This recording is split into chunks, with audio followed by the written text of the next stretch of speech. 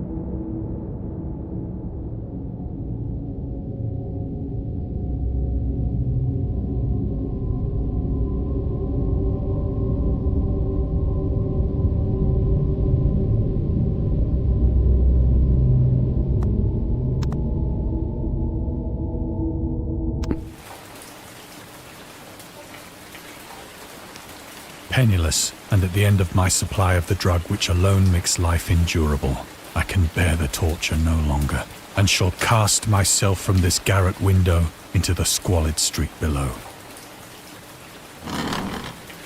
Do not think from my slavery to morphine that I am a weakling or a degenerate. When you have read these hastily scrawled pages, you may guess, though never fully realize, why it is that I must have forgetfulness or death.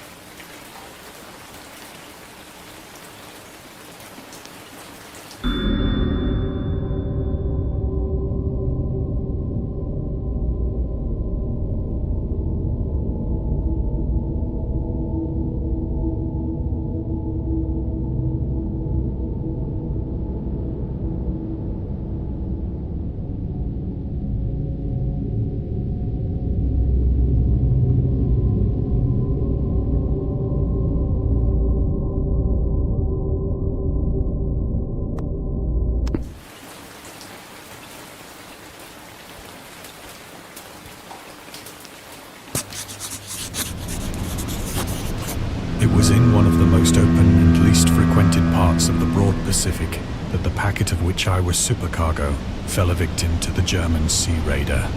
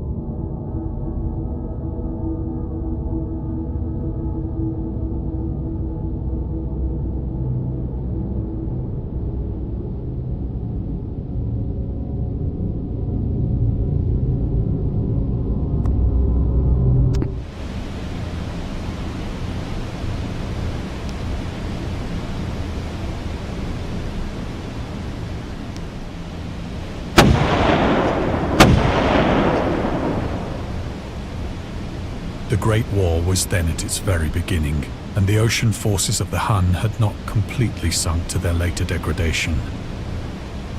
So that our vessel was made a legitimate prize, whilst we of her crew were treated with all the fairness and consideration due us as naval prisoners.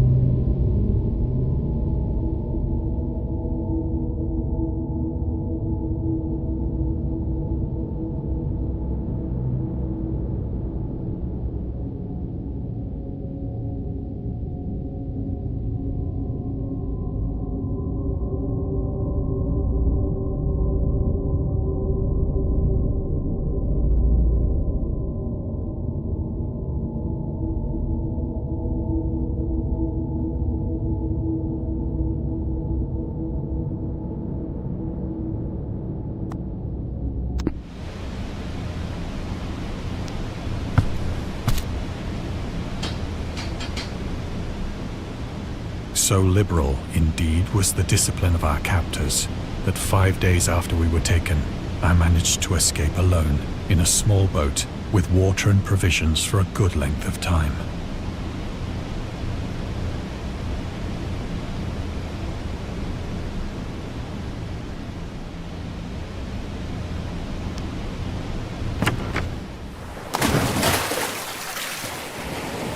When I finally found myself adrift and free, I had but little idea of my surroundings. Never a competent navigator, I could only guess vaguely by the sun and stars that I was somewhat south of the equator. Of the longitude, I knew nothing, and no island or coastline was in sight.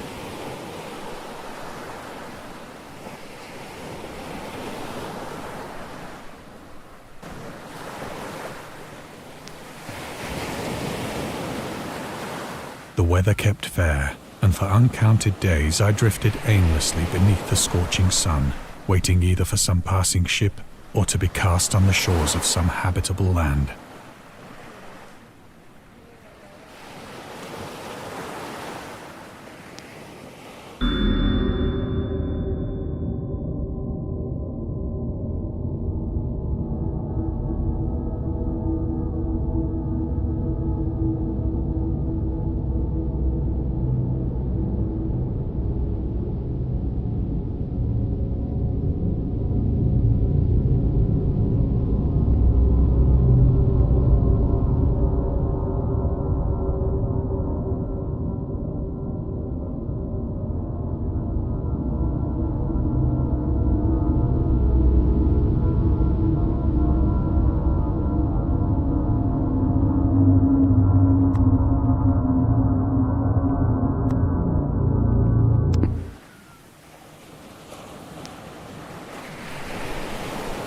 But neither ship nor land appeared, and I began to despair in my solitude upon the heaving vastness of unbroken blue. The change happened whilst I slept. Its details I shall never know, for my slumber, though troubled and dream-infested, was continuous.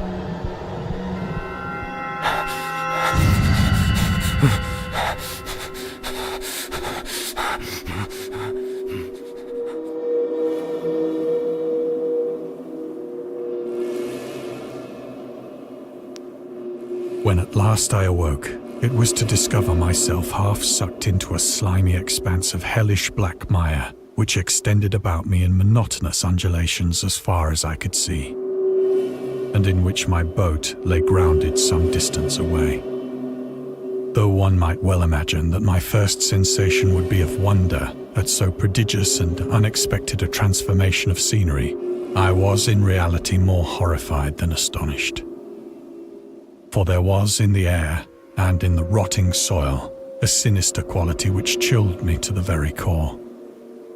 The region was putrid with the carcasses of decaying fish, and of other, less describable things which I saw protruding from the nasty mud of the unending plain.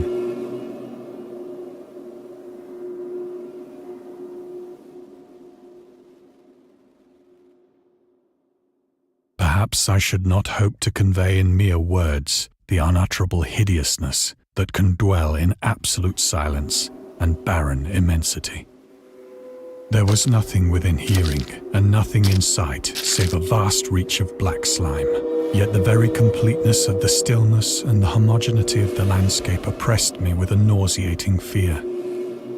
The sun was blazing down from a sky which seemed to me almost black in its cloudless cruelty, as though reflecting the inky marsh beneath my feet.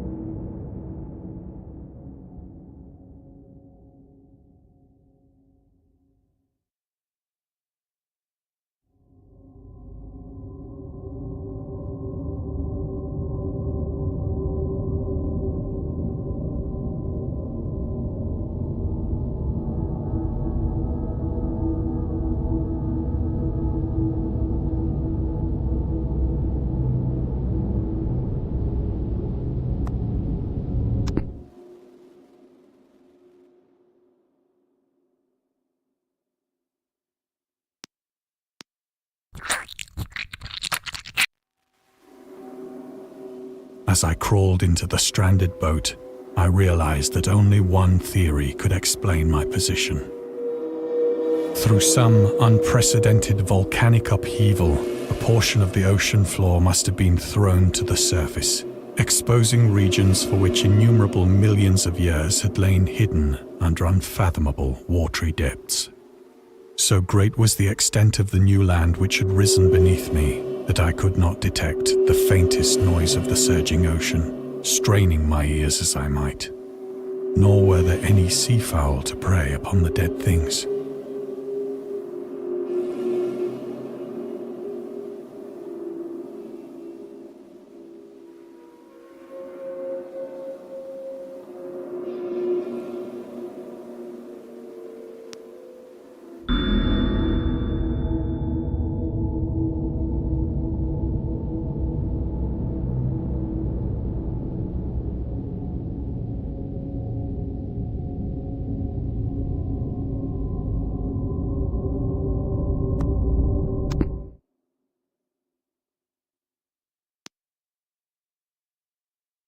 For several hours I sat thinking or brooding in the boat, which lay upon its side and afforded a slight shade as the sun moved across the heavens. As the day progressed, the ground lost some of its stickiness and seemed likely to dry sufficiently for traveling purposes in a short time. That night I slept but little, and the next day I made for myself a pack containing food and water, preparatory to an overland journey in search of the vanished sea and possible rescue.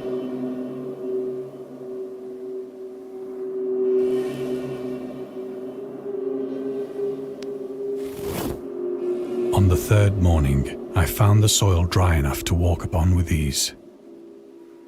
The odor of the fish was maddening, but I was too much concerned with graver things to mind so slight an evil, and set out boldly for an unknown goal.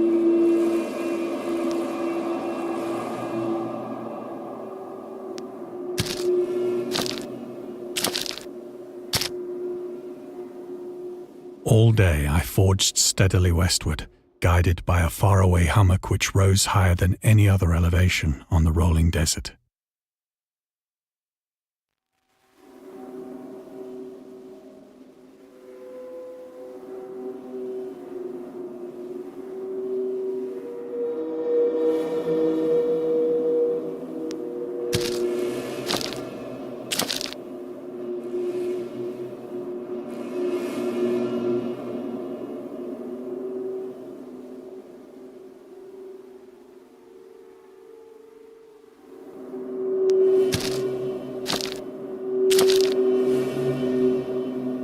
That night, I encamped, and on the following day still travelled toward the hummock, though that object seemed scarcely nearer than when I had first espied it.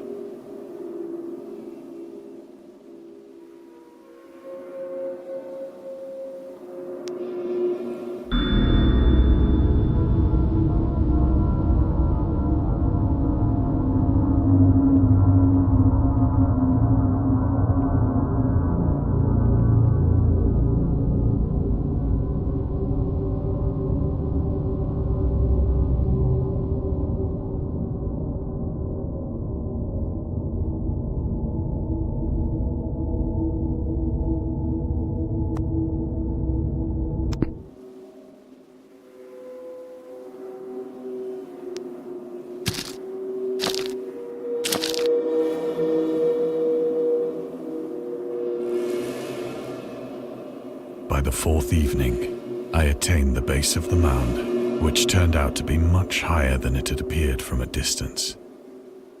An intervening valley setting it out in sharper relief from the general surface. Too weary to ascend, I slept in the shadow of the hill. I know not why my dreams were so wild that night, but ere the waning and fantastically gibbous moon had risen far above the eastern plain,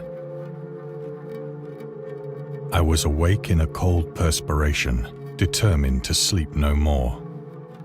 Such visions as I had experienced were too much for me to endure again. And in the glow of the moon I saw how unwise I had been to travel by day. Without the glare of the parching sun, my journey would have cost me less energy. Indeed, I now felt quite able to perform the ascent which had deterred me at sunset. Picking up my pack, I started for the crest of the eminence.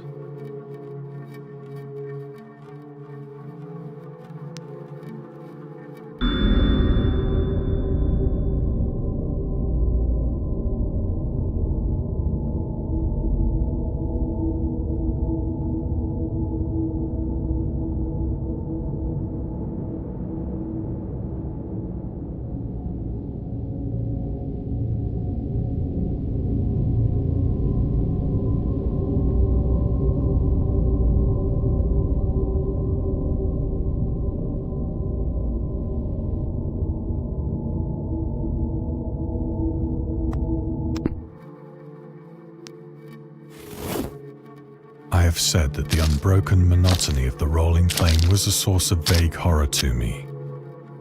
But I think my horror was greater when I gained the summit of the mound and looked down the other side into an immeasurable pit or canyon, whose black recesses the moon had not yet soared high enough to illumine. I felt myself on the edge of the world, peering over the rim into a fathomless chaos of eternal night. Through my terror ran curious reminiscences of Paradise Lost and of Satan's hideous climb through the unfashioned realms of darkness. As the moon climbed higher in the sky, I began to see that the slopes of the valley were not quite so perpendicular as I had imagined. Ledges and outcroppings of rock afforded fairly easy footholds for a descent, whilst after a drop of only a few hundred feet, the declivity became very gradual.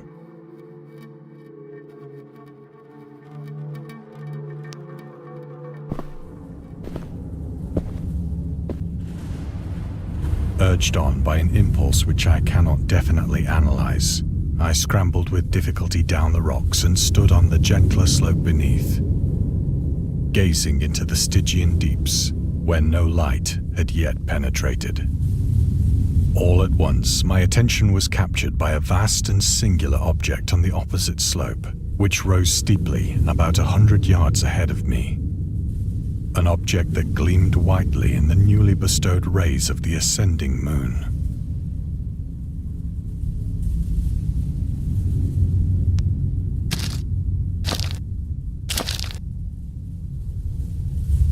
That it was merely a gigantic piece of stone, I soon assured myself. But I was conscious of a distinct impression that its contour and position were not altogether the work of nature. A closer scrutiny filled me with sensations I cannot express.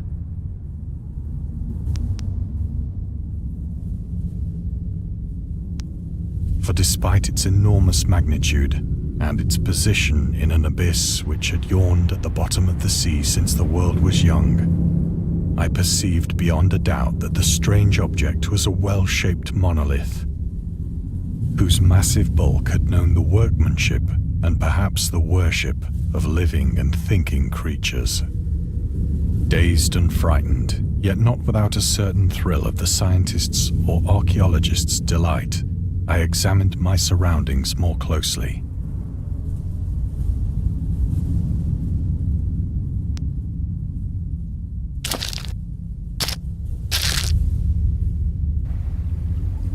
The moon, now near the zenith, shone weirdly and vividly above the towering steeps that hemmed in the chasm, and revealed the fact that a far-flung body of water flowed at the bottom, winding out of sight in both directions and almost lapping my feet as I stood on the slope.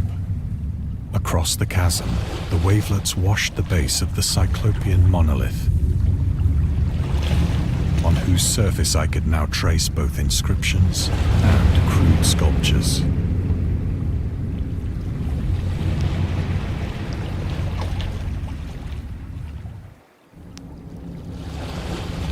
The writing was in a system of hieroglyphics unknown to me and unlike anything I'd ever seen in books. consisting for the most part of conventionalized aquatic symbols such as fishes, eels, octopi, crustaceans, mollusks, whales, and the like.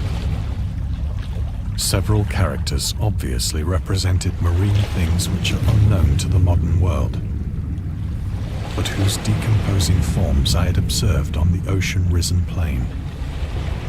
It was the pictorial carving, however, that did most to hold me spellbound.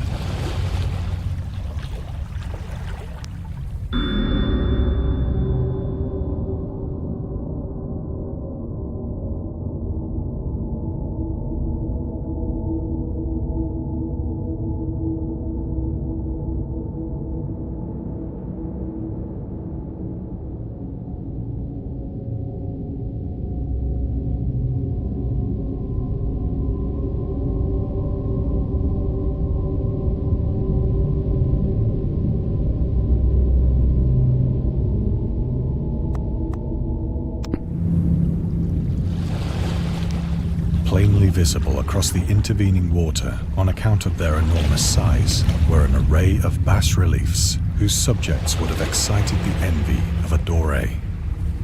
I think that these things were supposed to depict men, at least a certain sort of men, though the creatures were shown disporting like fishes in the waters of some marine grotto, or paying homage at some monolithic shrine which appeared to be under the waves as well. Of their faces and forms I dare not speak in detail, for the mere remembrance makes me grow faint. Grotesque beyond the imagination of a Poe or a Bulwer. They were damnably human in general outline, despite webbed hands and feet, shockingly wide and flabby lips, glassy, bulging eyes, and other features less pleasant to recall. Curiously enough, they seem to have been chiseled badly out of proportion with their scenic background. For one of the creatures was shown in the act of killing a whale, represented as but little larger than himself. I remarked, as I say, their grotesqueness and strange size, but in a moment decided that they were merely the imaginary gods of some primitive fishing or seafaring tribe. Some tribe whose last descendant had perished eras before the first ancestor of the Piltdown or Neanderthal man was born.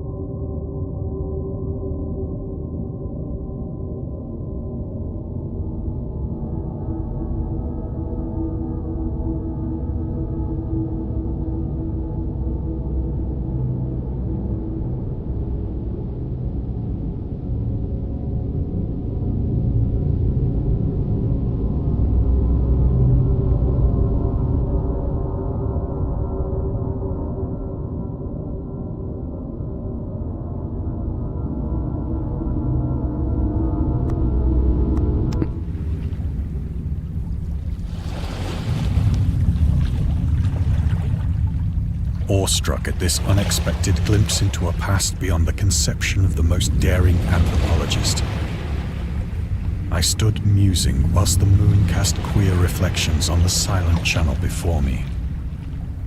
Then, suddenly, I saw it. With only a slight churning to mark its rise to the surface, the thing slid into view above the dark waters.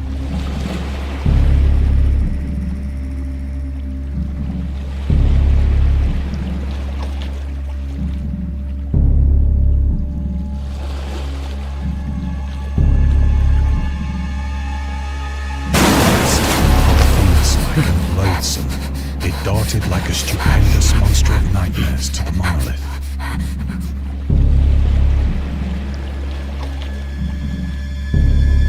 About which it flung its gigantic scaly arms, while it bowed its hideous head and gave vent to certain measured sounds.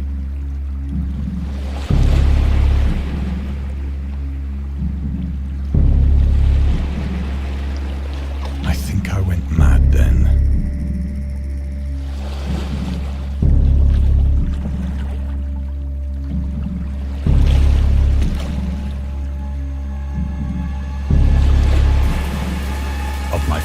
ascent of the sloping cliff and of my delirious journey back to the stranded boat, I remember little.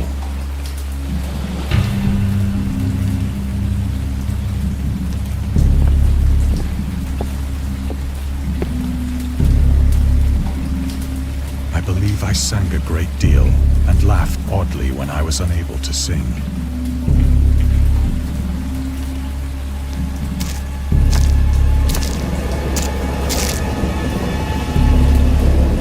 I have indistinct recollections of a great storm sometime after I reached the boat. At any rate, I know that I heard pearls of thunder and other tones which nature utters only in her wildest moods.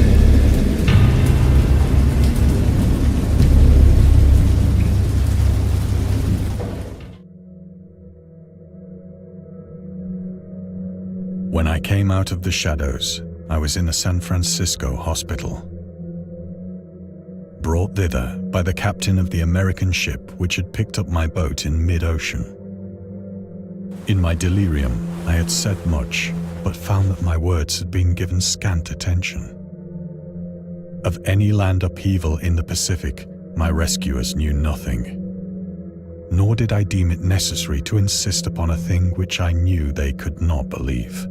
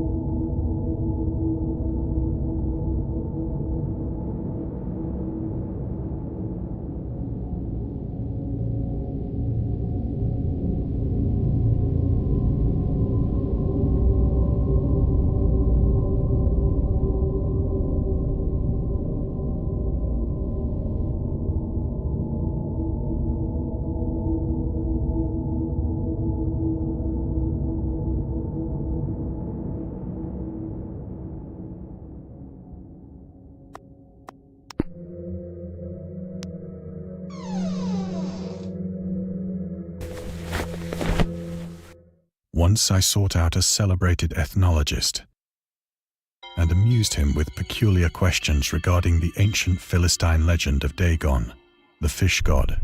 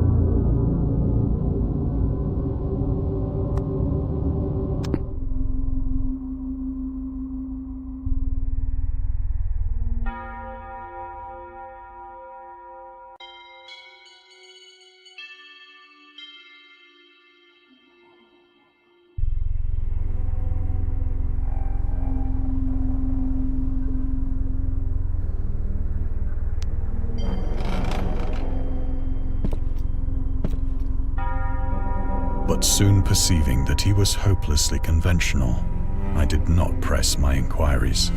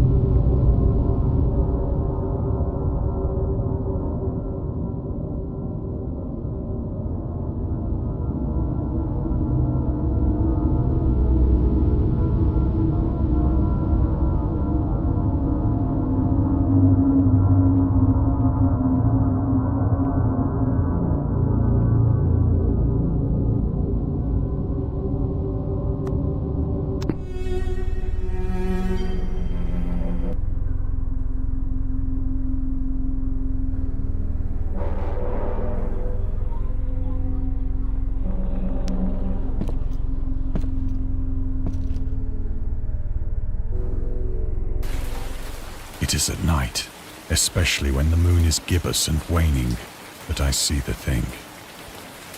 I tried morphine, but the drug has given only transient surcease and has drawn me into its clutches as a hopeless slave. So now I am to end it all, having written a full account for the information or the contemptuous amusement of my fellow men.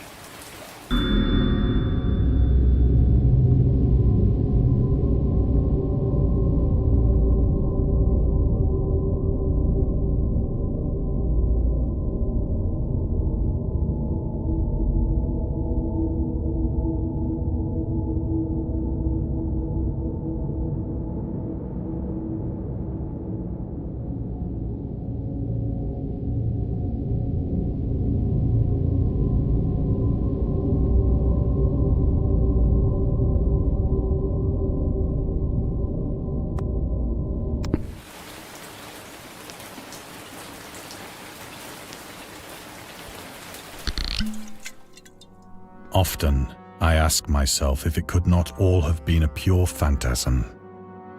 A mere freak of fever as I lay sun-stricken and raving in the open boat after my escape from the German man-of-war. This I ask myself, but ever does there come before me a hideously vivid vision in reply. I cannot think of the deep sea without shuddering at the nameless things that may at this very moment be crawling and floundering on its slimy bed, worshipping their ancient stone idols and carving their own detestable likenesses on submarine obelisks of water-soaked granite. I dream of a day when they may rise above the billows to drag down into their reeking talons the remnants of puny, war-exhausted mankind. Of a day when the land shall sink and the dark ocean shall ascend amidst universal pandemonium.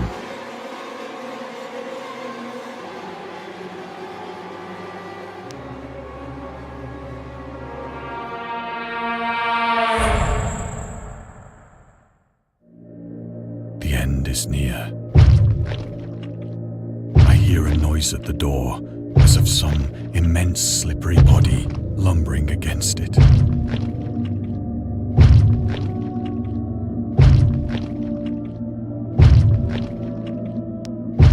It shall not find me.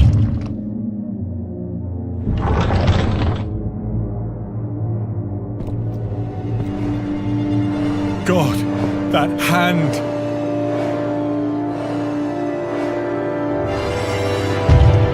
The window!